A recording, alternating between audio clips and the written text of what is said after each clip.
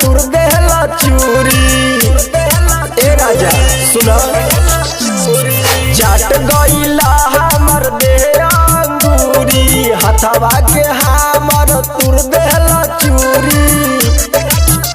दिलवा काहे खातिर इतना कठोर भइल बा, दाब दाब कमरिया दुखता पिया, दर्द काले से जोर भइल बा। दाब दाब कमरिया दुखता पिया, दर्द काले से जोर भइल बा।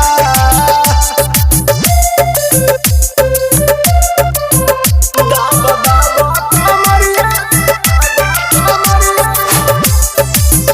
दाब दाब कमरिया, दर्द काले से जोर भइल बा। केतनो मनइली बा कि मनला न बात के, गलिया में चिन्ह अभी बाटे सैया दात के, गलिया में चिन्ह अभी बात के। केतनो मनइली बा कि मनला न बात के, गलिया में चिन्ह सैया बाबे अभी दात के। सैया तहरा से मनवा हमर थोर भइल बा, दाब दाब कमरिया दुखता पिया, दर्द काले से जोर भइल बा। दाब दाब कमरिया दुखता पिया, दर्द काले से जोर भइल बा।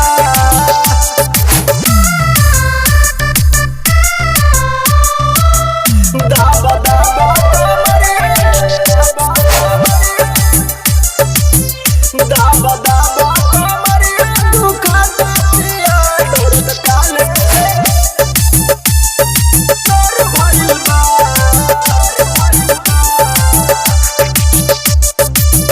अब के जवानी हमर भइले आँख फोड़ हो, देला लहर दर्द उठे पोर पोर हो, देला लहर दर्द उठे पोर पोर हो। अब की जवानी हमर भइले आँख फोड़ हो, देला लहर दर्द उठे पोर पोर हो।